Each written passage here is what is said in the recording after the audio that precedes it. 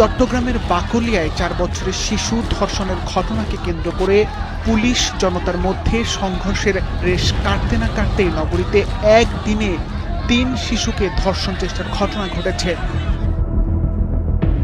চট্টগ্রামের ডবলমুরিং ও বায়েজিদ বুস্তামি এলাকায় পৃথক ঘটনায় 5, 7 ও 11 বছর বয়সী 3 শিশুকে ধর্ষণের চেষ্টা করা হয়।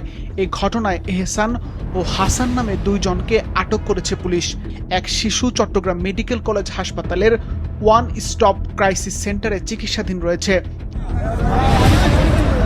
নারায়ণগঞ্জের ফতুল্লায় 6 বছরের আরেক শিশুকে ধর্ষণের অভিযোগে 2 জনকে আটক করেছে পুলিশ। উন্নত চিকিৎসার জন্য শিশুটিকে পাঠানো হয়েছে ঢাকা মেডিকেল কলেজ হাসপাতালে। শুক্রবার সন্ধ্যায় ফতুল্লার বক্তাবলী ইউনিয়নের চর বয়ার গাদিতে এই ঘটনা ঘটে। জানাজানি হলে গণপিটুনির মুখে পড়ে হিরো নামের এক ধর্ষক। সোহেল নামের আরেকজন পালিয়ে যেতে সক্ষম হয়। শিশুটির মা ফতুল্লা থানায় অভিযোগ দায়ের করলে রাতেই অভিযান চালিয়ে তাকে আটক করে পুলিশ। ঢাকা মেডিকেল তো লয়ে গেছে ওইটারে যেটা মারছে পাবলিক ওইটা। আর সোহেল অ্যারেস্ট আছে, আমরা অভিযান করে ধরে ফেলছি ওটারে। মার্শাত আছে বাট এটা হেফাজত বলা যাবে না, সকালে মেডিকেল করে দিতে যাবে সেই জন্য আছে। এই ঘটনায় এখনো এলাকায় ক্ষোভ বিরাজ করছে। সিফাত রহমান, মাছরাঙা, নিউজ ডেস্ক।